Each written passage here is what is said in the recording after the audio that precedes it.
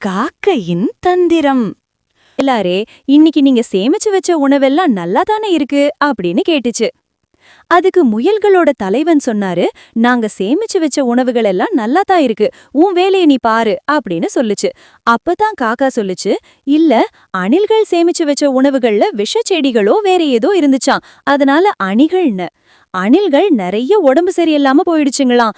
அதனால முதல்ல என்கிட்ட கொடுங்க, நான் சாப்பிட்டு பார்த்து எந்தெந்த உணவெல்லாம் நல்லா இருக்குன்னு சொல்றேன், அதை மட்டும் நீங்க சேமிச்சு வச்சுக்கோங்க, அப்பதான் நீங்க உடம்பு சரியில்லாம போக மாட்டீங்க அப்படின்னு சொல்லுச்சு.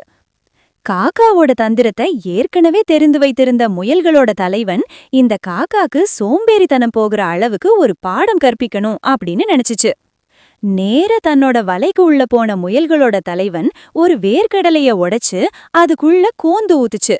அத மறுபடியும் மூடி வெளியில கொண்டு வந்து, இந்தாங்க காக்காயாரே, இத சாப்பிட்டு பார்த்து இது நல்லா இருக்கா கெட்டு போகாம இருக்கா அப்படின்னு பார்த்து சொல்லுங்க அப்படின்னு கொடுத்துச்சு. அடுத்தவங்க கிட்ட திருடி ஏமாத்தி சாப்பிடுற காக்கா எதுவுமே யோசிக்காம அந்த கோந்து வச்ச நிலக்கடலைய அப்படியே கடிச்சுச்சு. உள்ளே இருந்து வெளியே வந்த கோந்து காக்காவோட வாயில ஓட்டிக்கிடுச்சு. அதனால தன்னுடைய வாயை திறக்கவே முடியல. காக்கா எவ்வளவு முயற்சி செஞ்சும் அதோட வாய் திறக்கவே இல்ல. அப்பதான் முயல் சொல்லுச்சு, எங்களை எல்லாம் என்ன முட்டாள்னு நினைச்சியா?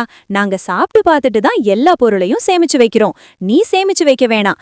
அன்னன்னைக்கு தேவையான பொருளை நீயா தேடி சம்பாதிக்கிறதுக்கு உனக்கு சோம்பேறித்தனமா இருக்கு.